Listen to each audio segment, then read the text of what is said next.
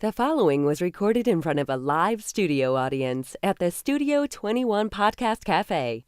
This is the United Podcast Network. The following program is closed captioned for the thinking impaired. By tomorrow, I will rule the world! You think he's gone? He's not gone. That's the whole point. He's never gone. Is this some radical new therapy? You see? Well, I must have not been paying attention when you were just talking to me. Let's let that go a little bit. Do you think that you could repeat the question and I listen more attentively? There must have been something in all of that nothing that wasn't quite so easy to see. And I must have missed something when you were just talking to me. Alrighty, we are live here on the Paying Attention podcast, high above Two Guys Smoke Shop in Salem, New Hampshire, in the Studio 21 Podcast Cafe. And we're trying something a little different today. We've been experimenting with the show. We noticed that we have an awful lot more viewers on Facebook than on YouTube, so we're trying to stream this directly through Facebook. And let me see, I'm just gonna check something out here. So we've got our viewers are in. That's excellent. We've already got more people watching now than we had all last week, so this is actually a good thing. I'm going to encourage people throughout the show to please share the link. Let people know that we're live, and I will answer your questions throughout the show. Paul is not here, so you're going to be acting as Paul today. You guys can ask me whatever questions you want. If you want to make some comments and I think they're good, I will read your comments live if I see them. This is a lot better than when I'm driving around because I can actually see 5 or 6 comments at once. When I'm driving around and I'm going live in my car, I'm using my phone, so I can only see the bottom comment. A lot of times 5 people will comment, and the first 2 comments will be a question, and I don't see them because they're all commenting at the same time. So can't really scroll and read while I'm driving. But here, I think we've got a good setup going. I'm going to try very hard throughout the show not to cough and do my best. Paul Morano's not here today. He kind of bailed on me last minute again yesterday, like, hey, I can't make it. And we were hoping to get Jessica Finicaro, the member of the city council in Methuen, to talk about Methuen stuff today. She really hates doing interviews. She just really hates doing interviews. And she was like, no, if I was going to do it with anybody, Tom, I'd do it with you. But, yeah, not interested. The show next week is going to be really interesting because we're going to have one of my favorite people in the world, Jana DiDatale from the Methuen School Committee, is going to be coming on. And we're going to talk about the mess in Methuen. We're going to touch on that today a little bit. But next week we'll have Janie here. We're going to talk about the school budget, and we're going to talk about the overseer versus a fiscal control board for Methuen and the entire Methuen political mess. Ed, can you just bounce my volumes up a little bit? I don't want to screw up your. I know Jonathan's very proud of our volume at the end. He always looks at it and gets all excited. Does that sound better to you? No, a little bit. Yep, a little bit. Excellent. Very good. I want to thank our studio audience. Cartoon Guy is here. We always like having Cartoon Guy in the audience. We don't have Rich today either. No, we have nobody today. We have none of our regulars are here today. It's the middle of the summer, but I'm still here, and I'm still here for you guys. So let's talk about a couple of things. First item on the agenda. I've been really kind of out of my mind about this. You probably saw some of my comments on Facebook yesterday about a Federal Protection Act for journalists. And we're going to talk about that at the end of this segment because really the most hilarious thing in the world is going on in the world of journalism. And I laugh literally out loud when I'm sitting in my office every time it happens. Yesterday they brought the absurdity to a new height. The American media, the American journalists, people who pretend to be objective journalists, who pretend to be objective news people, go on CNN and MSNBC and most of the rest of them, with the exception of Fox. They've got their own problems, though. And every single day they come out and they lie about Donald Trump. And I've said it on many other shows before. I'm going to say it again. If Donald Trump was half as bad as everybody says he is, they wouldn't have to lie, and yet they just can't help themselves. They just can't help themselves. So whenever they go to a Donald Trump rally and the crowd identifies who the CNN reporter is at the Donald Trump rally, they start chanting CNN sucks, which I never get tired of that. like in my life. I've been chanting in my office CNN sucks for 10 years. To watch thousands and thousands of people chanting it and pointing at the actual CNN reporters and making them feel uncomfortable, that's just delightful. I just love it.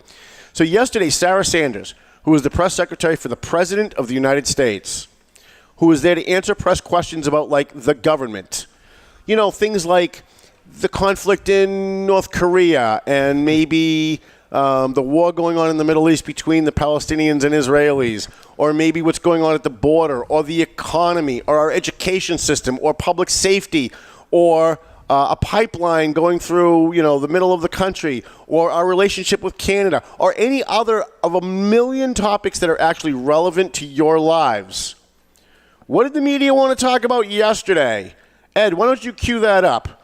Because I'm watching Sarah Sanders yesterday, and I heard this question, and I couldn't believe the absurdity, the arrogance of these people. They are just so drunk on their own sense of self-importance. It's unbelievable. Act responsibly and report accurately and fairly. Sarah, nobody was being violent last night. They were trying to prevent a broadcaster from getting his broadcast out and yelling that his network sucks. Is that right or wrong? I'm sorry. What was the first part of your question? I said no one was being violent last night in terms of hitting anybody, and no broadcaster was broadcasting state secrets. They were trying to do stand-ups at a public rally, and you had people trying to yell over them, preventing them from doing their jobs, and yelling that their network sucks on live TV. Look, does the White House support that or not? While we certainly support freedom of the press, we also support freedom of speech. Right. And we think that those things go hand in hand. Right. You can kill it right there. Boo! They're being mean to us. We lie about Trump every day, and we can't get away with it now because they're yelling that we suck. Can you friggin' believe it? Like, seriously, can you friggin' believe it? With everything going on in the world, that the President of the United States is not just a political figure. He's the head of our government. And you have a choice, you have a chance to ask him about anything that's going on and get a really good scoop about what the Department of Education might be doing, about what the Department of Homeland Security might be doing, about a million things that our government is involved in every day. And yet this is what these self-important idiots in the media care about themselves. That's what they care about. Why won't you denounce it? They say we suck. We don't suck. Please, can you just say we don't suck? Please say we don't suck. Can you just, why won't you denounce them? Well, I don't know. Maybe because you suck. I'm just saying, right? Maybe the actual answer is she didn't want to say it. I'll say it. CNN sucks. And you got this guy, Jim Acosta. I got a great picture on my Facebook page from yesterday. I'll try and share it in a minute. Jim Acosta looks absolutely downright petrified in this picture. In front of all of these people who are chanting CNN sucks. He looks like somebody just put a gun to his head. And now they're crying. After all that happened, they come back on CNN and they start crying about how this is physically dangerous. Someone's going to get physically dangerous because words hurt. Words can spur people to action. Just like Sarah Palin got blamed for the shooting of Gabby Giffords because she had the picture of a target over her district. She was saying that they were going to target that district for defeat in the next election, and then she got shot.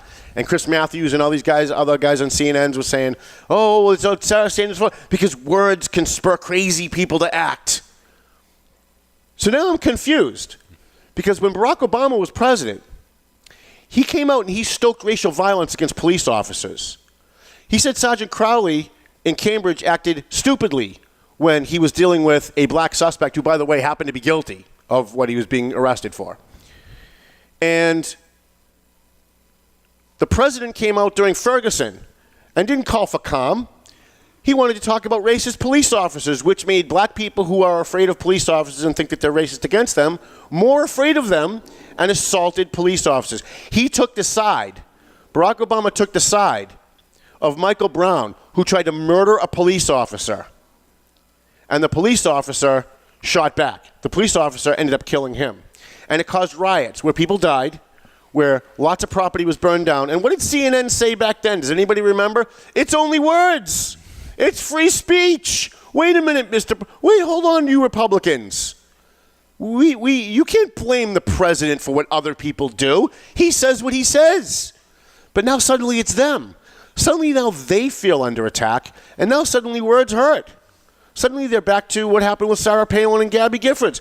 You know, they change their position every day depending on what they want you to think.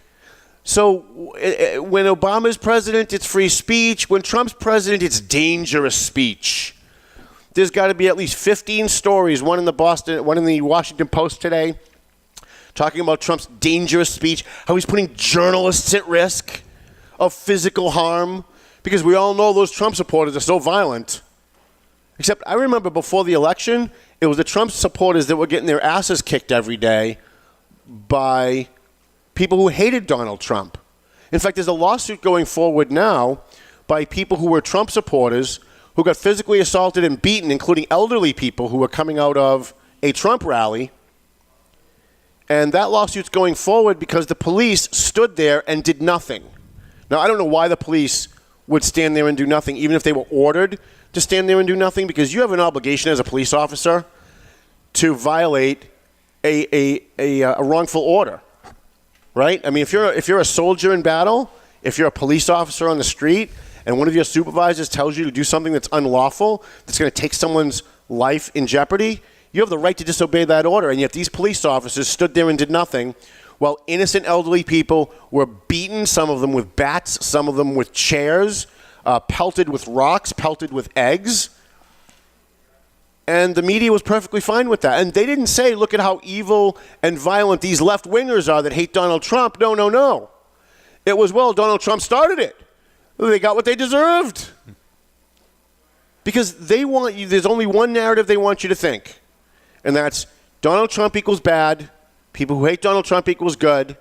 And now, to put icing on the cake, because what a great segment this is to end with. To put icing on the cake, I'm going to pull it up here in a second. Give me 1 second here, kids. I know I had it. Here it is. I got this in my inbox yesterday because I'm a journalist. And I belong to a bunch of journalism associations. And these pansies at the New England Newspaper Association of America sent me an urgent message in my email inbox. We must protect journalists. And you get this idiot guy, Eric Swalwell, who's a congressman. Make sure I get that right. Yep. Congressman Eric Swalwell and others. Trying to see who the other ones are. Steve Cohen, Congressman David Cicilline, Grace Napolitano, Eleanor Holmes Norton, and a whole host of other congressmen have now introduced a bill, the Federal Journalism Protection Act, to make it a federal crime to threaten or assault a journalist in the commission of their job. Now, I'm a journalist. I've been assaulted more than once. In fact, people who follow me on Facebook remember the guy on New Year's Eve that came over and punched me in the face because I was videotaping an accident where his friend was in the car and his friend had OD'd in the car. He didn't want anybody to know when they used the jaws of life and got him out that he wasn't unconscious because of the accident. He was unconscious because he OD'd in the car, right? And this guy comes over and he punches me in the face in front of like police officers and firefighters. It's literally 50 feet from the police station on Lowell Street in Lawrence, right? Should that be a federal crime? I mean, listen, and I'm a journalist, right? This shouldn't be a federal crime. It's not a federal crime to hit a police officer. Police officers who are running toward the gunfire while the rest of us, including sissy journalists, are running away. That's not a federal crime. It's not even a federal crime to murder a police officer. And yet, these self-important idiots in the press, who are so drunk on their own sense of self-importance, really think that they're the real patriots here. Not police officers, not members of Homeland Security, not the members of our armed forces that are overseas protecting us. They're not the real heroes. The real heroes are the journalists who sit in the comfort of their air-conditioned offices and opine every day rather than present news. And you get idiots like Jim Acosta, who used to work for Barack Obama's administration, and that other pansy, what's his name, Jim Sciutto, who come on and start every single so-called news broadcast with their opinion that Donald Trump is a liar and moral judgments about Donald Trump as a person. Whether they're talking about him cheating on his wife, whether they're talking about how many times he lied in a Twitter feed, whether they're talking about, oh, he said this, but now he's doing that. He says he puts cream in his coffee. We got videotape of him using milk. Big expose. And And none of that is actually news. Like, those are all the things they teach you in journalism school of what not to do. And so they're shocked that when they go out into middle America, when they go out into the real world outside the isolation of their newsrooms in CNN, in Atlanta and New York and D.C., that average people who view this stuff are just sick of putting up with their shit. Quite frankly, I'm a journalist. I am ashamed when people ask me what I do to say that I'm a journalist. Because when I say I'm a journalist, that's what they think of. They think of the Jim Acostas of the world. They think of the Brian Gelzenises at the Globe of the world. That's who they think of. They think of the Kira Blessings at the Eagle Tribune. That's who they think of. They think of those people. I don't want to be lumped in with them. I actually started lying, I do a podcast, I'm an author. I started thinking of all the other things that I do before I get to journalism, hoping maybe I can, stem the tide of them hating me for being a journalist. Whatever happened to journalists coming out and just presenting the news? Like in the old days, a Jim Acosta in the old days would come out and say, Donald Trump said this in his tweet today, and Nancy Pelosi says he's a liar, and then run a clip of Nancy Pelosi saying he's a liar. Today they're saying it themselves. They don't even bother to go to the Democrat to give the opposing view because they're the opposing view. They're not journalists, they're activists. They're actors and they're activists. And it's shameful. We need to do everything humanly possible to stop this Federal Journalism Protection Act. And as I read through this, I'm going to post it on my page right now so you guys can read through it and just see absolutely how ridiculous it really is. They cite all these things that Donald Trump said mean things about the press, and it's causing people to be mean to us. And there was a guy who got shot. I guess there was a shooting at a newsroom in Maryland a couple of weeks ago, and CNN tripped over themselves while the incident was going on to blame Donald Trump. Even though it turns out the guy was a liberal. The guy had nothing to do with Donald Trump. The guy wasn't a Donald Trump supporter, but it didn't matter. Because it fits their narrative to tie his violence in with them attacking the media because they can dish it out, but they can't friggin' take it. They're the most thin-skinned sissies on the planet. They're worse than Democrat elected officials at the national level. At least Democrat officials at the national level, they can at least take it a little bit before they stop melting away. But these journalists, my God, what is wrong with those people? I don't know. I'm going to talk in incomplete sentences. I'm on the older demographic, and I remember a time, even on the local news, you'd have the news, and at the end, they would have an editorial. Right, yeah. And they would say, this is an editorial, right. It's somebody's opinion. Right. None of that would enter into the broadcast. Yeah, look, let's remember the very first thing that they did to Donald Trump when he announced he was running. And he said that he's sick and tired of Mexico sending us not their best, and rapists and murderers, all of which, by the way, is true. There are rapists and murderers coming across the border, but what did the media do? They took what he said, they changed it a little bit because what he said didn't fit what they wanted to attack, and they said, Donald Trump said all Mexicans are rapists. Please, again, show me that videotape where he said all Mexicans are rapists. But I think there's some of that on both sides, right? Well, listen, there is, except the Republicans don't control the media. Correct. Right? I mean, so it's one thing if it was on both sides and the media was the referees down the middle and they just kind of called it out on both sides, then we would have a much more civil discourse in this country. You'd have much less violence. You'd have fewer race riots. You'd have few of a lot of this stuff going on. But boy, I put on CNN if I want to know what the Democrats want and what they're pushing and what they're saying, because they don't even bother to have Nancy Pelosi on anymore. They don't even bother to have Dick Durbin on anymore. They come on and they do it for them. They've become the propaganda arm of the Democrat Party. And please, save me your emails. Oh, what about Fox? Yeah, okay, look, Fox does it too on the other side. They're one fucking network. Excuse my French, but they're one network. I'll give you Fox if you give me NBC, ABC, CBS, MSNBC, CNN, the New York Times, the Washington Post, the LA Times. I go right down the line. I can name 100 off the top of my head. So don't give me this Fox baloney. Fox is one friggin' network. What they really hate is that there's one network that doesn't follow the propaganda. There's one network not following the script. There's one network giving you a different point of view. They don't want a different point of view. And then they can run around and pretend they care about free speech. Where were they when Roseanne Barr was getting her show canceled? Were they fighting for free speech then? How about when James Rosen from Fox News had Obama's FBI snoop through his mother and father's emails, voicemails, and record their phone conversations? Did they come out and say, no, this is terrible, we stand with Fox? No, they didn't do that. They piled on and said, yay.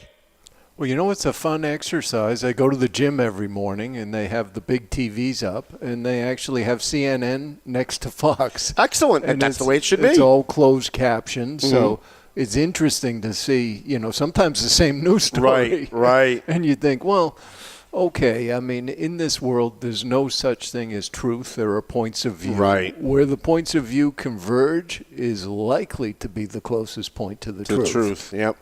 I actually started watching One American Network. I used to love Al Jazeera America because even though they were owned by terrorists and even though they were a left-wing news organization, it didn't seep into their news. They would do legitimate hard news for like 15 minutes at the top of the hour, and then they'd go into their panel discussion to tell you all the liberal things you're supposed to think about those news. But the news itself was actually news. One American Network is now starting to follow that pattern. I don't know how many people can get it. I get it because I've got Verizon. And I put on CNN, and it's Trump sucks, Trump's a liar, Trump's a lying liar who lied, and he lied yesterday, and now he's lying about yesterday's lie. And then I put on Fox, and unless it's Tucker Carlson, I get, Donald Trump took the greatest dump in the world today. It's the greatest dump anybody's ever taken. I don't understand how people can not like his dump today. Then I go over to One American Network, and I get, there was a shooting in Chicago yesterday, and I'm like, oh, my God, real news? Oh, wait, hold on. I have live TV, so I pause it and I rewind just because I want to make sure I saw it right. And they're like, okay, and now after this shooting, now we're going to go down to Texas where a building caught on fire and 5 people died. And I'm like, holy crap. Like, there's somebody out there doing real news. I wish they'd do more of it. I wish One American Network would get rid of all of those smarmy opinion shows at night, get rid of them all, and just do news. I swear to God, they'd be the highest-rated news show in the news station in the country, maybe even in the world. Yeah. Just do news. People want information. I get it from my viewers all the time. Let me see. I want to make sure I'm not missing any comments. I get it from my viewers all the time. They just want news. They want to know what's going on. And they watch these Methuen City Council meetings, and then they come on my page and go, is that true? We saw Councilor so-and-so said X, Y, and Z. Is that true? They're not saying, hey, Tom, can you give us your opinion? Right. Which, I mean, I will give. But the flood that I get after a Methuen City Council meeting or a Lawrence City Council meeting is, can you tell us what's true? Is that actually accurate? Gee, Tom, do you think you can look that up? Yesterday somebody came on and said, what happens if the mayor of Methuen gets recalled? So I went through the process. Here's how the recall process works. And they were like eternally grateful. And I didn't even give my opinion. I actually am against the recall in Methuen, but I told them how the process worked, and they were delightfully grateful. Because, oh my God, somebody actually educated me about something. Now I know something I didn't know before. And I think there's a hunger out there. I think there's a vacuum of knowledge. Yeah. And it's very easy to gravitate toward a news source that has your political view, but you're not getting news, you're getting politics. Well, and you brought up a good point with Al Jazeera, right? For a long time, I thought, well, I don't want Muslim news. Mm-hmm. And then at one point I saw the headline. I thought, I'll click on this. And when I read it, I thought, oh my God. Oh my God, that's objective. Yeah. They do a pretty good job over there. They did a great job. They went out of business, unfortunately. And that's the real tragedy in Al Jazeera. But now One American Network is kind of picking up the slack. They're becoming my new favorite network for news. Do you think they went out of business because news doesn't sell and sensationalism sells? No, I think they were just very poorly produced. And they weren't on, like CNN's on everything. They're on Comcast, they're on Verizon. And Al Jazeera wasn't. They were on Verizon, but they weren't on Comcast. You know, they were on whatever, Time Warner, but they weren't on something else. And so CNN has more of, and Fox has more of a distribution network with all the cable networks that are out there. Unfortunately, One American Network doesn't. I'm pretty sure they're not on Comcast. I think they're only on Verizon and Time Warner. And maybe I'm wrong about that. Maybe that's changed, but I know that used to be the case. But, you know, God bless One American Network. When I want politics and I want to know what the Democrats are saying about how bad Donald Trump sucks today, and, you know, they're going to obsess because he says CNN sucks, he's being mean to us. That's entertaining for me, and I'll put on CNN. And when Tucker Carlson comes on, who I think is the most brilliant man on television, on Fox at 8 o'clock every night, I put on Tucker. I very rarely watch Fox in between unless, like, you know, I'm looking for something specific, like I know Newt Gingrich is going to do an interview or something. Yeah. But when I want news, it's on One American Network. Now, the problem with One American Network is they do news for 15 minutes, then they do opinion for the next 45, and then they repeat the same news. Right. if they could keep refreshing the news every hour and have it, you can repeat like the top story of the day, but give us something new every hour. Boy, those guys would be great. Well, when there's a big news story, I start to think, okay, what am I going to see on Fox? Right. What am I going to see on CNN? Right. And almost without fail, you can predict exactly how it will be reported on each network. You're absolutely right. You're absolutely right. So now they're all whining and crying because Donald Trump's words hurt. And Donald Trump's words are going to get people hurt. CNN's even got a little commercial. This is a banana peel. If it's just sitting there, have you seen this? No, I haven't. If it's just sitting there, it doesn't really seem like it's very dangerous. But if you leave it there long enough, someone's going to come along and trip on it and get hurt. Wow. Like, it's supposed to be this bizarre analogy of Donald Trump says these mean things and you think it's innocuous, but eventually people are going to get hurt. He's leaving a trail of banana peels. Yeah, yeah. Like these guys. And thank God, every time the ratings come out, I laugh my ass off because I think SpongeBob SquarePants beat CNN again in the last quarter. And that was actually the headline, I think, on Breitbart or something. And I was laughing my ass off because CNN is now in this big echo chamber. CNN, MSNBC, and NBC are all in this echo chamber where they're just repeating what everybody else in their echo chamber is saying about how Donald Trump sucks. Then they do panel discussions to discuss how Donald Trump sucks.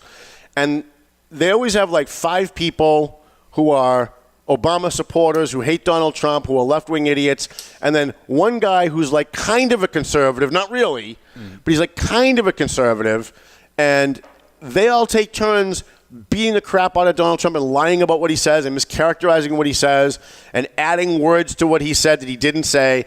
And then they say, okay, well, what do you think about that, Mr. Token Conservative?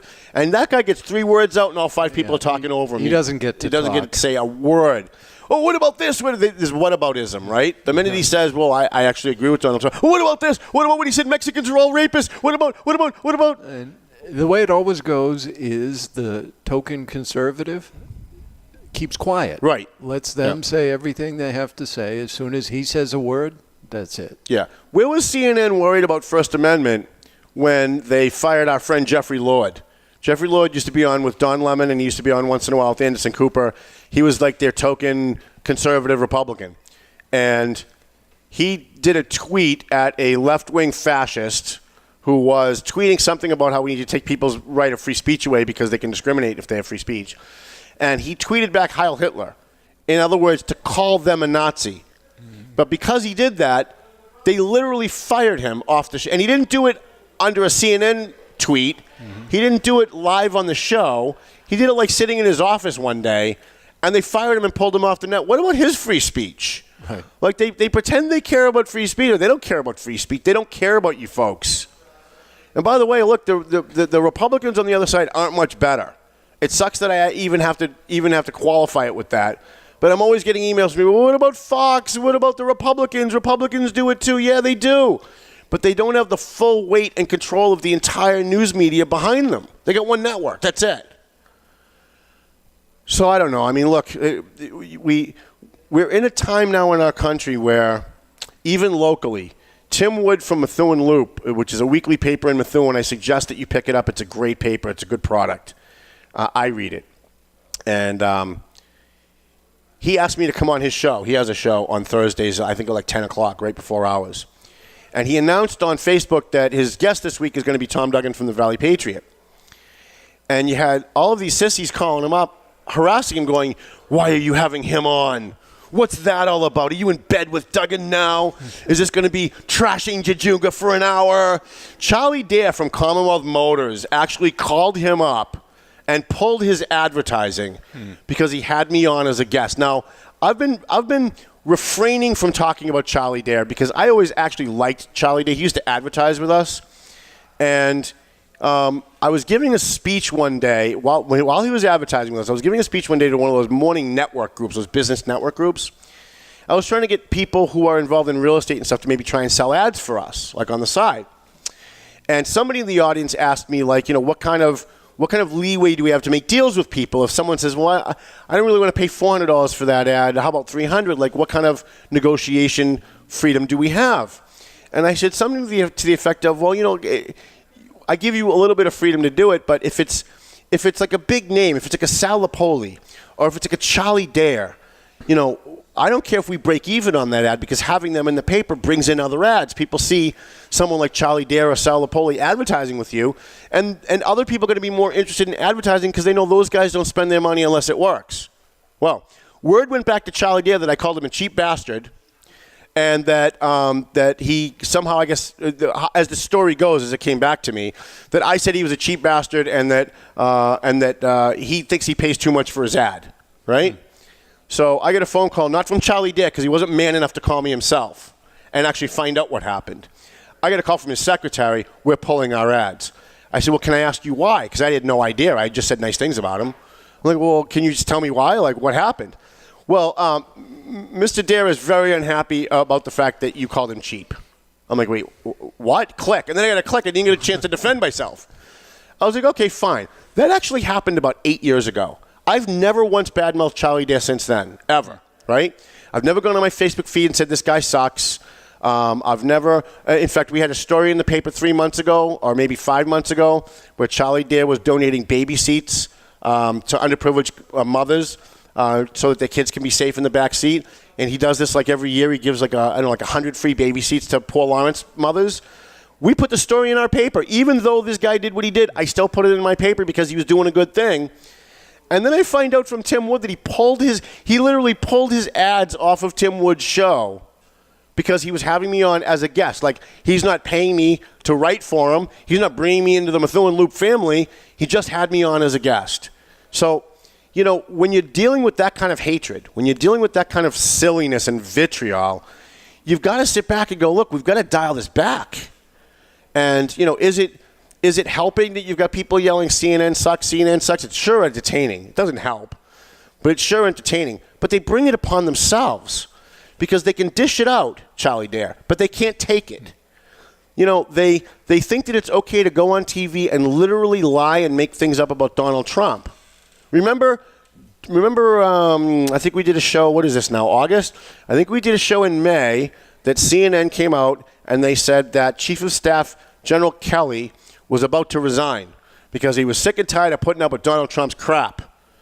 Anybody see John Kelly resign after that? Because I think he just hit his 1 year anniversary. Just hit his 1 year anniversary, and Donald Trump tweeted out a picture of the two of them. So CNN, to cover themselves, puts the picture up, and they do breaking news.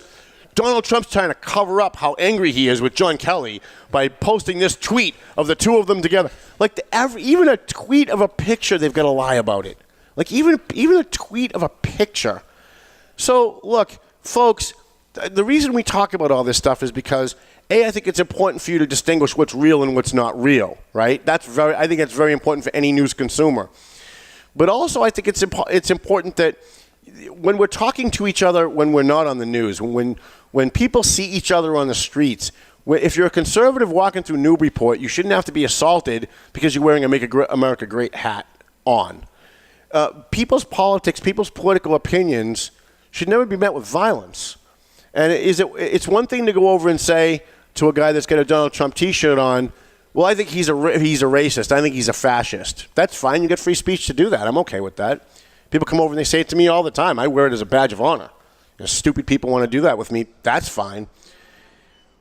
But when you're ramping up the hatred and the vitriol so much that it turns into violence, as it did with Trump supporters before the election and after the election, like it did when Ferguson happened because Barack Obama was stoking hatred for police officers and took the side of a would-be cop killer, Michael Brown, yeah, that's a whole different category. I agree with CNN that that's a whole different category, but that's not what's happening here. No CNN reporter has been assaulted at a Donald Trump rally. They're yelling CNN sucks.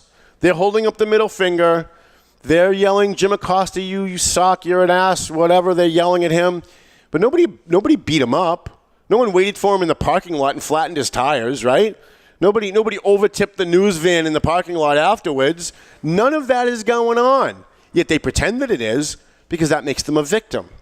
And then they feel now they've got the right to attack Donald Trump supporters even more. I mean, it's bad enough they call Donald Trump supporters racist and sexist and homophobic, which is bizarre because he's for gay marriage.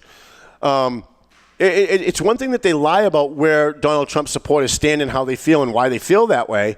But then on top of it all, to create this whole narrative that journalists' physical safety are in jeopardy? Give me a break. I'm driving around Lawrence every night. I'm at shootings. I'm at fires. I'm at stabbings. My life's in jeopardy. But not because I'm a Donald Trump supporter, not because Donald Trump says the media sucks. My life's in jeopardy because of the nature of what I'm doing and where I am and the circumstances surrounding where I am. That's nobody's fault except for the people who are in those neighborhoods where I am. But if I was one of these clowns, every time somebody assaulted me in Lawrence, I go, oh, Donald Trump, it's all because of Donald Trump. I'm a victim. We need federal protection. No, you don't, Jim Acosta. No, you don't, Wolf Blitzer. To have a federal law to protect a journalist from being assaulted in the commission of doing their job is a gross, it's a gross perversion of our Constitution and our laws and our government. So, anyways, we're at 2:41, right? Yeah, so you better have a breather. Let's take a quick break. I can't believe I did all that in one breath, right? I'm not even looking at the comments because I'm checking out other stuff. There's no comments here anyway. Let me just give you a preview of what we got coming up after the next segment. We're going to take a quick commercial break. I had a couple of other things I want to talk about with CNN, but we've overexhausted it. Let's talk about Methuen when we come back. And then Turtle Boy had a great story this week. I think probably one of the best public services that they've done since Turtle Boy started. About a guy on a beach who supposedly had a camera. You think, what's wrong with that? Well, wait till we come back. I'm paying attention.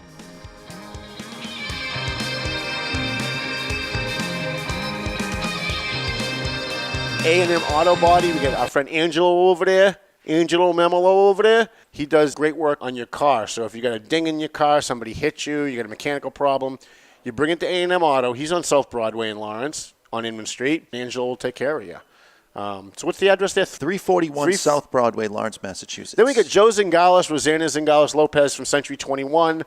They have been with us from the very first edition of the Valley Patriot. They've been with us from the very first Paying Attention show, which was in 1999, back when he was Remax. He's not Remax anymore. Now he's Century 21, Team Zingales. And they sponsor our bash. They gave a $1,000 scholarship this year. They gave a $2,000 scholarship last year. And that money comes right out of their pocket. That's not like they're collecting money from other people and just using it like I do. They actually took money out of their pocket. So I don't know why these guys love me so much. I really don't. But Twin Lights, let me tell you how dedicated I am to helping my sponsors. The guys at Twin Lights Security needed an extra security guy to do private investigations and to do security for a certain thing in Boston. And they posted it on my page and asked if it was okay if they could use my page to solicit hiring people. And I said, you know what? As busy as I am, these guys sponsor the show. They sponsor the Valley Patriot. They give us $1,000 for the bash. I'm going to go work for these guys. So I called up Pat McLaughlin and I said, look, you help us every single time we need something. Whenever I put out a call, you're there. If you need an extra person and you're short, I'll take the night off and I'll come work for you.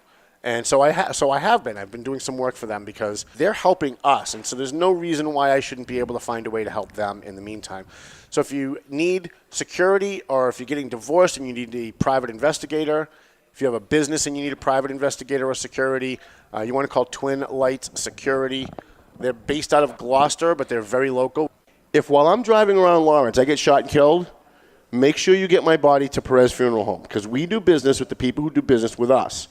And he's on South Broadway with it's the old Scott Funeral Home. If you're an old-time Lawrence resident, it's the old Scott Funeral Home on South Broadway. Perez Funeral Home at 298 South Broadway in Lawrence. They do crematory services. They do all the stuff that they're supposed to do, right?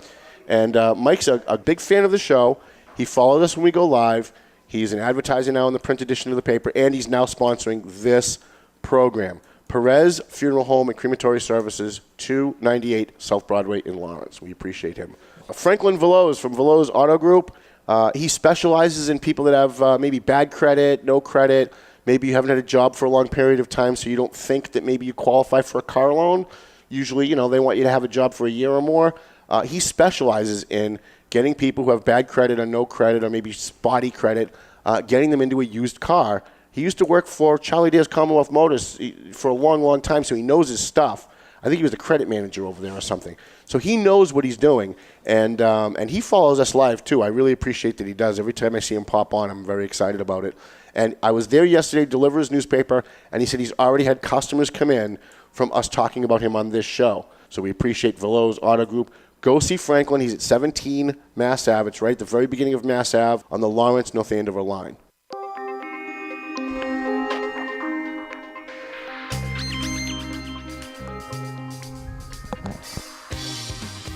All righty. I don't think those breaks are long enough. I think I need a nap after that first segment. Jesus.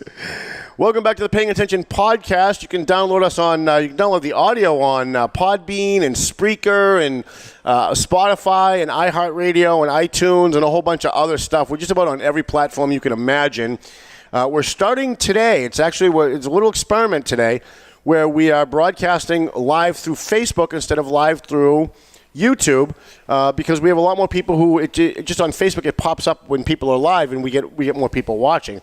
So we've already got way more people watching now than we had all last week, which is great. And as people pop in and out, those numbers are going to jump. And you watch, Ed, by the end of this month, you watch the difference in the rating numbers being on Facebook versus being on YouTube. What's crazy is that YouTube has a way better platform, right? But they just don't have the numbers that Facebook has. They just don't. And so we're kind of stuck on Facebook until they get their act together over on YouTube. I think the level of engagement of the users is different. Right, yeah. You know, people are in Facebook all day, not so much YouTube. Yeah, and so I've got like 13,000 people follow me on Facebook. I've got like 58 people follow me on YouTube, right? So it's just a matter of numbers, which is why it always kills me when Facebook bans me. Like whenever I could go into Facebook jail, it just kills me because it destroys my numbers. How many times have you been to Facebook jail? 3 times now, and I think if I get one more, I'm in big trouble. If I get one more, they're going to tell my mom. So we're trying this new platform, and so if you're watching us live, you can feel free to send me some questions. You can type in your questions on this live feed. If I think it's a good question, I'll read it and I'll answer it. And share it. Yeah. Please share out the link. We want to get as many people watching as we can. We want this little experiment to work. So I've got some Methuen stuff. I was on Tim Wood's live feed last night. Hopefully Charlie Day doesn't call him crying about it. And we talked a lot about how the Methuen mayor now is going to honor the MOU, the Memorandum of Understanding with the Police Superior Officers Union.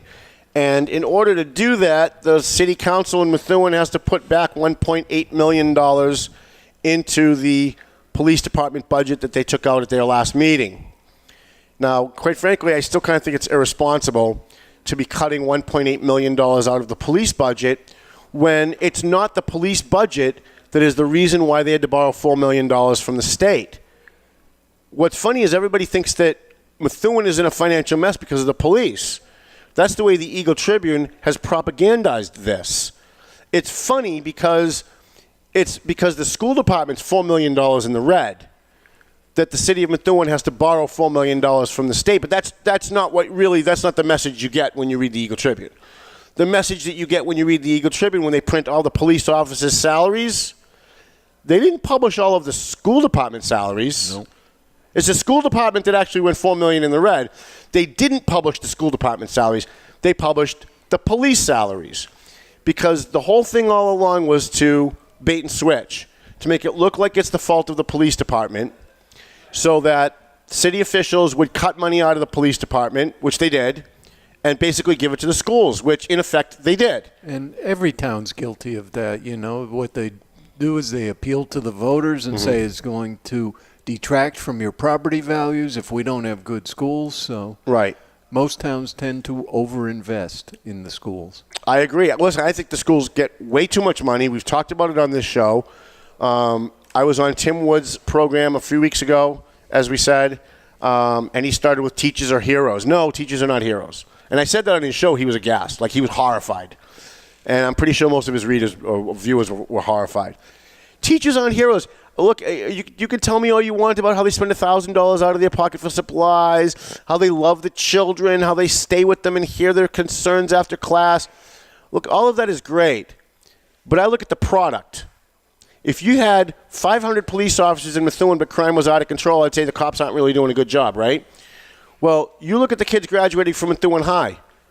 And by the way, it's not just Methuen High, but since we're talking about Methuen, we're gonna take a generalization. We're going to bring it down to the local level.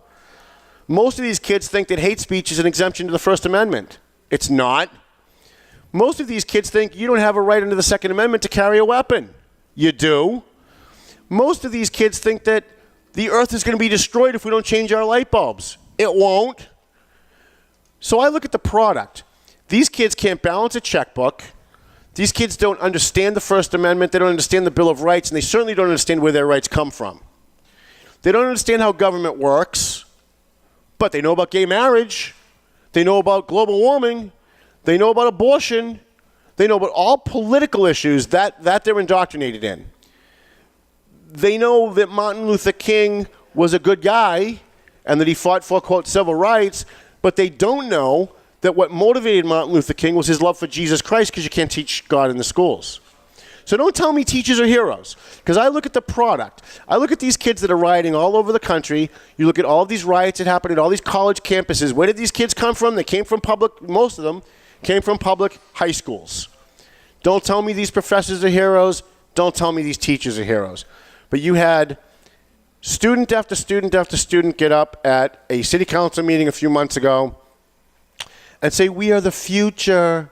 I was waiting for we are the world, right?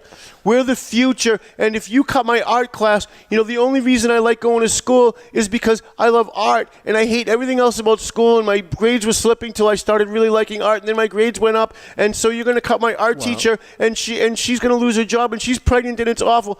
And I was like, okay, but these kids don't know anything about property taxes or how it works. Think about it. The quality of the graffiti may deteriorate over time. That's true. Oh, don't make me laugh. You're killing me. You're killing me. So the city of Methuen, the city council has decided to take $1.8 million out of the police budget. It's one of the things I agree with the mayor on. They need to put it back. They also voted for the lowest level of oversight from the state. So they could have had a fiscal control board, which would have had almost complete control over the finances of Methuen, or a fiscal control officer or an overseer, which is like the next level down, or this newly invented level of oversight that Charlie Baker invented. He's a Republican. He's my friend. I supported him in the last election. I will support him in this election. However, this new low level of oversight for communities that overspend their budgets is a joke. And what's going to happen now, and you mark my words, today's August 2nd? Let me see. Yeah, August 2nd, 2018. You mark my words that a year from now we're going to be here, and we're going to be having a discussion about how Methuen needs to either borrow more money or go to a fiscal control board. Because what they did was they borrowed $4 million to fill the $4 million gap that not the police, but the school department overspent. But there's interest on loans, right? When you take a car loan for $10,000, you're not just paying back $10,000, you're paying back with interest. Well, if they've cut everything in the city to bare bones as they have, and then they borrow only what they needed to cover that $4 million, what happens when that first interest payment comes due? I'm going to have to cut again, right? Cut again or borrow more? Borrow more or raise taxes. So drive through Methuen. Now, I was on Tim Wood's show, and I said, look at all the for sale signs going up. He goes, oh, yeah, come on, that's not really. No, not really. He actually admitted last night, he goes, when Tom said that, I was like, yeah, that's hyperbole. He goes, 6 went up in my neighborhood just in the last 2 weeks. Yeah, of course they are, because even though the average person doesn't pay attention to local politics, it filters down to them. They get word. Stuff's not going well. Right? They see, even if they don't read the Tribune, they see the headline when they're walking by it at the store. And now you have a mayor who has negotiated a contract with the Police Superior Officers Union when his son is a member of the Superior Officers Union. Okay, so here's the excuse that we get, right? Here's what's supposed to make it okay. He got special permission from the state. State said it was okay. That doesn't make it better. That makes it worse. That means it was so bad you had to go to dad and ask for permission. You had to jump through hoops to do something that was a conflict of interest. I'll say it again. He voted on that contract. That contract directly affected his son. And by the way, his son's a nice kid. It's no reflection on the son. But he still voted on a contract that affected his son. And other councilors voted on that contract that affect their family members. Because of this rule of necessity that we talked about that says if a lot of people have a conflict and everyone's making money on it, that makes it okay. It doesn't make it okay. It doesn't make it okay. Jim Jajuga very well could have said, you don't need my vote. You've got 8 other people in that room. I'm going to sit in the back and I'm going to recuse myself because this is my... And he was running for mayor, right? So he's running for mayor. He knows he's going to be mayor. He knows he's going to oversee this contract when he becomes mayor. He's sitting on the city council and he votes on a contract that affects his son. I'm sorry, that's corruption. I don't care how you try to make it okay with getting permission from dad. That's still corruption. You still did it. And what he should have done is sat in the back room and said, listen, Jen Kinan's out there and Lynn Vidler's out there. They don't need my vote. I'm going to take the high road. I'm going to recuse myself, and it's not going to make a difference one way or the other. They've got the votes. To at least make a statement to the public that you actually care about these laws, that you actually care that it doesn't look like everything's an inside deal. But he didn't. He didn't do that. And now he has tasked his aide, Paul Fahey, to negotiate this contract to make it look like it's not him. Right? It's not me. I had my aide do it. His aide that he said at the last meeting was a good friend of his, was with him when he was in the state senate, was with him when he was a secretary of public safety, and is now with him now. So how is that exactly removing your own influence from this contract exactly, when this guy owes his job and his salary to you? Like, exactly, like, how does that work? Just explain it to me. If there's a reason, I'm open-minded. If you can say to me, no, look, here's how we did it, and here's how I'm completely removed, I'm open-minded to hearing that explanation. Otherwise, it's corruption. And I'm not the only one saying it's corruption. Tim Wood went on live feed last night, and he called it corruption. In fact, he's calling for a recall of the mayor, which, by the way, I'm against. But he's calling for a recall of the mayor.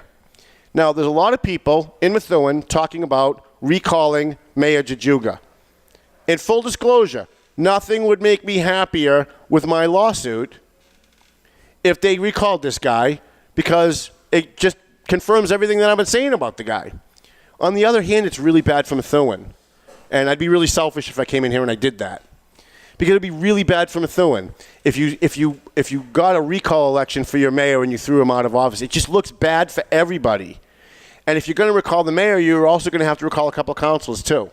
Because if you're going to recall the mayor because of conflicts, there's a couple of councilors that have conflicts, you're going to have to recall them too. And then that just becomes a nightmare.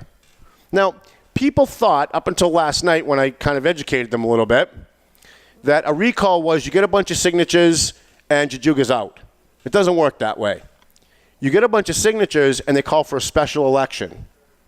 And in that special election, there's 2 questions. Question number 1, should the mayor be recalled? Question number 2, if you voted yes on question 1, who should replace the mayor? And people can take out nomination papers, get their name on that second question. If question number 1 fails, question 2 doesn't matter. If question 1 wins, then whoever gets the most votes among the people in question 2 become the mayor. Now, if you got 18 candidates, you could become mayor with 300 votes. Right? Imagine you got 18 candidates running and some guy gets 350 votes. The next person down has 320 votes. The guy with 350 becomes the mayor for the remainder of that term. So he's going to come in as mayor. Maybe, let's say they do the recall election. It's August. Let's say they do it in like November. So he comes in for like a year, and then you have to have another election. And by the way, in a recall election, it's an off-election year, right? So it's a special election, which means a very low turnout. Special elections always have low turnouts. And in very low turnouts, it almost always favors the incumbent. So if people are going to go after this guy, I used the analogy on Tim's show yesterday. When they stabbed Caesar, remember Julius Caesar? Oh, yeah. When they decided to kill Caesar, each of them stabbed him 70 times because they had to make sure he was dead. Because if he didn't die, the repercussions would be enormous, right? You and your family would be tortured on a rack for the rest of your life. Keep that in mind as you're going forward on this recall, folks, right? If you recall this guy and you fail, there's going to be heavy repercussions. We all know what those repercussions are going to be. And you set him up for a win when he runs for re-election next year. Because now he gets to say, look, they tried to get me out, and they couldn't get me out, and then that validates that he's a good guy.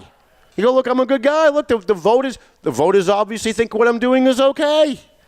So I'm just trying to caution people that as we go forward, please understand the process. And please understand what a monumental task it's going to be to recall this guy. And if they want to go forward, fine, I'll cover it, and I'll cover it objectively. I don't think it's the way that they should go. I think if you're dumb enough to vote for a guy, if you are not ballsy enough to run against the guy because he ran unopposed, then you guys should be stuck with the ramifications of that until the next election. I'm really against recalls in almost every case. I was against the Antigua recalls. You know, if you vote for a guy and he turns out to be a bad guy, make better choices in the next election. You're stuck with what you got. That's my opinion anyway. How much time we got? We okay? We got 5 minutes. We got 5 minutes. Is there anything in Methuen that I missed? Yeah, I'm going to leave the Linda Campbell thing for later. Did you want to go with the Tim Wood? With the Turtle Boy. So we get This is good. So Turtle Boy did a story. Wish I had it in front of me. I don't. Turtle Boy did a story about how these social justice warriors on social media are attacking a guy who was sitting on a beach, and supposedly, I guess the people at the beach thought that he had a camera under his blanket. He was sitting in a chair. Thought he had a camera under his blanket that was on his lap, and that he was secretly taking pictures of people at the beach. And immediately this guy was a child molester. He was a pervert. I mean, the accusations on this guy was crazy. So Turtle Boy did a story, and they actually showed pictures of this guy from different angles, and it turns out he didn't have a camera under his thing at all. The guy was just sitting there, and he had his phone under his towel on his lap because of the glare of the sun, right? Think about when you go to the beach, you pull out your phone, you can't see anything because the sun's so bright, right? But you should see how uneducated our American populace is. They're all posting on my page, on the Turtle Boy page that wrote about this, that this should be illegal. Apparently, people actually went to the police on the beach and said, that guy's got a camera. And the cops said, well, there's nothing you can do. You're in public. Yeah, but he's taking pictures of people like in bathing suits. Yeah, and? Well, what about the children? You're in public. You mean you can't arrest him? No, you can't. And I get this all the time. As I mentioned earlier, I got assaulted on New Year's Eve by a guy on Lowell Street when I was taking video of an accident. And I heard from several people at the scene that I didn't have their permission to take their picture or videotape them. I promise you these are all products of public school. I promise you. These are all people who know all about gay marriage and all about abortion and all about the environment and global warming. But again, they don't know anything about their rights. You have zero expectation of privacy when you're in your car. And all of these people that were complaining that this guy's sitting on a beach with a camera, secretly taking pictures of them, they all walked to the beach in their bathing suit, right? All these women in their bikinis walked to the beach in their bikini. I'm sure they didn't show up in a suit and then change on the beach. How many surveillance video cameras do you think they walked by when they were walking down Salisbury or Hampton Beach and they were walking down to the beach? In their bikinis, on video. Oh, what if he masturbates to it afterwards? So what? One guy comes on and says, what if it was your daughter? What if it was your minor daughters and this guy was taking pictures of them? Yeah, I don't think I have a problem with that. Oh, what if he masturbates to them later? I don't really give a damn what he does afterwards because I don't know what he's doing afterwards. It's afterwards. If you're taking a picture of kids at a park, if you're taking pictures of kids at a beach, if you're taking pictures of women in scantily clad bikinis on a beach or at a public pool, you still have a right to do that in this country, at least so far. Like, I got to check the paper every morning to see what rights we've lost again today. But at least so far, you still have that right. But what's really staggering is that people don't understand that. Like, the people don't actually get what their rights are, yet they're really good at yelling and screaming at you that they know their rights. We had a guy arrested down at McDonald's, a security guard arrested at McDonald's on Essex Street in Lawrence. And while he's being locked up, there's an idiot with her video camera going live on Facebook going, you can't arrest him. He has rights. Yeah, he's got the right to remain silent. He's got the right to an attorney, right? He's got those are the rights that he has. But if a police officer says, stop, and you don't stop, guess what? You're in trouble. And he says, put your hands behind your back, and you don't. He has the right to use physical force to do that. And you could stand there and say, I know my rights, I know my rights. Do yourself a favor and go and Google your rights. Because it's apparent that your public school teachers didn't friggin' teach you any of them. So, I don't know. I think Turtle Boy did a great public service writing that story. I encourage you to, I'll post it later. I encourage you to go to turtleboysports.com. They're a little tough in their language. If you guys think I use bad language, they're really tough. But they did a great public service educating people about the fact that you don't have a right to not have your picture taken in public, not be videotaped in public. I hear the music. That's Melvin Taylor, who says we got to go home, so we got to go home. I want to remind you of the North Andover Farmers Market every Sunday from 9 a.m. to 2 p.m. on 1st Street in North Andover. Kim Anderson needs a kidney. And if you know anybody interested who might be willing to donate a kidney, it's kimkidney1960@gmail.com. Don't forget our buddy Angelo at A&M Auto Repair. And the Cigar Authority is one of the podcasts here at Studio 21 Podcast Cafe. Okay, I have to take a breath. As well as Political TNT, which they look like they're here. They're ready to do the next show. It's my favorite podcast anywhere, including mine. I like your podcast more than I like my own. Melvin Taylor says go home. So go home already. And we'll have Jana DiNatale next week from the Methuen School Committee. I said go home. We're going. All right. Telling you to go home.